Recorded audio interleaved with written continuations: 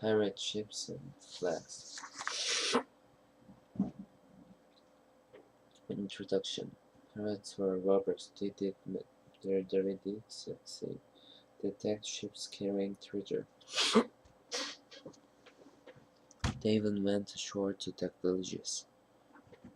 They took gold, silver, and jewels. They also took fine fabrics, spices, grain, coffee, and tea. The success of a pirate attack often depended on the ship they used. Pirate ships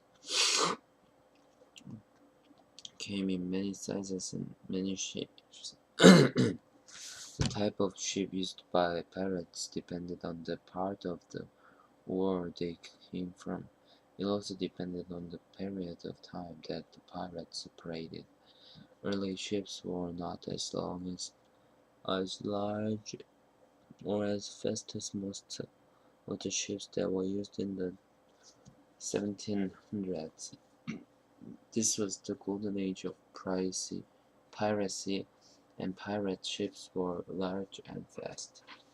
As you read, you'll learn about different types of pirate ships. You will also learn about life on these ships.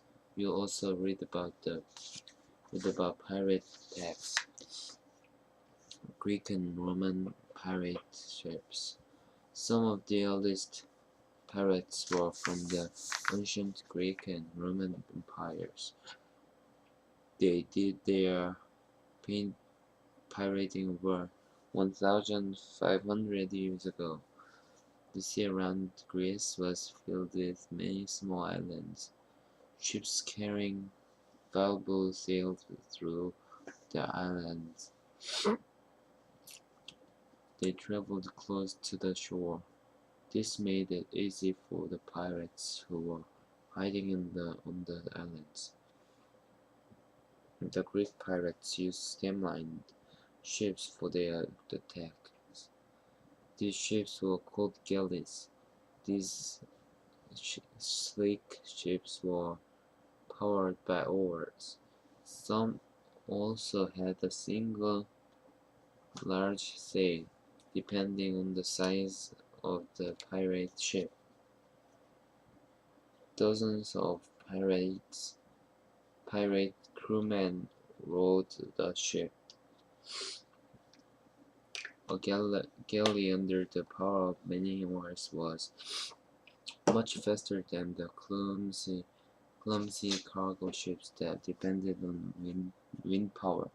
A galley could quickly overtake a slower cargo ship. Galleys were also shallow. This made them easier to steer. They could quickly change direction. It also meant that if the pirates were being chased, they could escape to shallow water.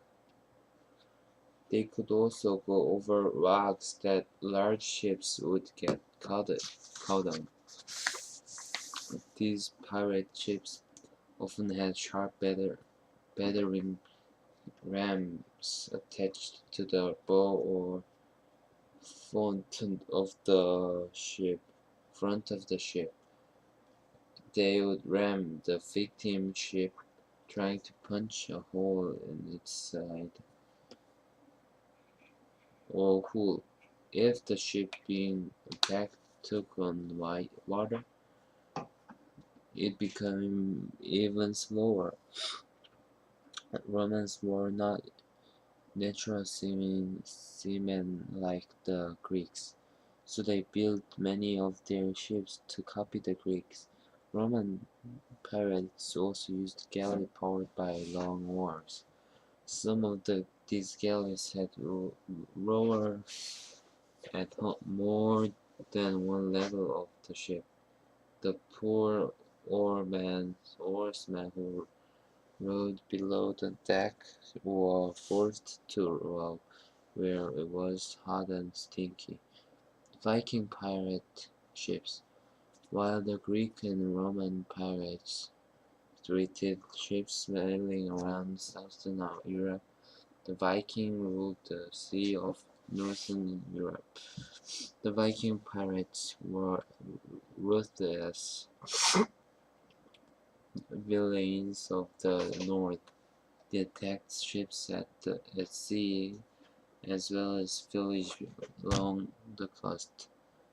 These bearded men of the north gained a reputation for being very fierce barbarian. Vikings were expert shipbuilders. These seas of northern Europe were often very rough, unlike the smoother waters of the Mediterranean Sea. The ships used by Viking pirates had to be strong so that they would not to break up in the rugged sea. Their ships were known as longboats. Longboats were long, so their name suggests they were also narrow and sleek. This made them fast and easy to steer. They were powered by a large scale sail when it was an open in the open sea. When near the shore or going up rivers, they were powered by oars. The longboats were shallow and could land almost anywhere. This made it easier for Viking pirates to sneak up on ships and villages and quickly attack.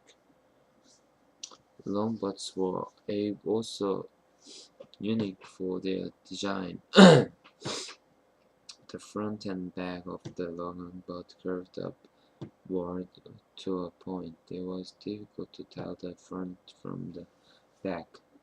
The point was often decorated with a dragon's head. These boats were called dragon boats. Other prows were shaped like snake heads or the heads of other figures. Longboats could hold over 50 Viking pirates. These pirates carried spears, axes, swords, and bows and arrows to use in their attacks. Pirate ships of Northern America. Another group of pirates did their pirating along the northern coast of Africa a little over 1,000 years ago. These pirates were known as barbaric corsairs. Corsairs used sleek galleries much like the ones used by the Greek and Roman pirates. The oars were manned by slaves, which left the pirates free to do the fighting. The sailor ships were sleek and fast. Slaves scraped and waxed the hull of their galley between traps at sea. This increased the ship's speed. The galleys were powered by both oars and sails. The oars were long but heavy. A single oar might have to be rowed by several men. A corsair galley could have 2 to 3 masts, each holding a sail of different size. The corsair galley often held over 100 men. This meant that trips to sea had to be short, since the galley could not carry enough food and water for long trips. Some corsair galleys were beautiful ships. They were often painted with gold decorations, and gold-painted human figures often extended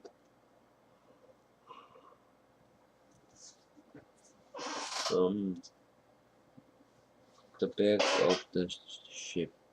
Chinese pirate ships.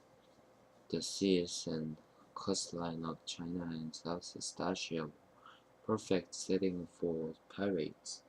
Chinese pirates hid in mangrove swamps that lined the coast.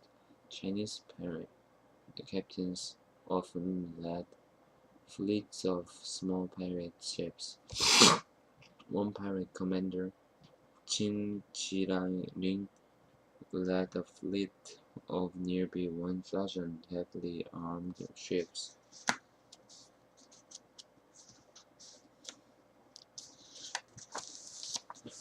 Larger Chinese pirate ships called junks. These junks were often converted cargo ships. This meant that they were slower than most of the pirate ships you have been reading about. What these ships lacked in speed, they made up in arms. They carried over a dozen large guns. They were such good fighting ships that the Chinese Navy could not defeat them. Pirate junks often had these three masts. The sails were larger and had 4 sides. They were made of silk reinforced with strips of bamboo. These ships were large enough to provide the captain with a nice place to stay, but the crew lived below in the crowded hold.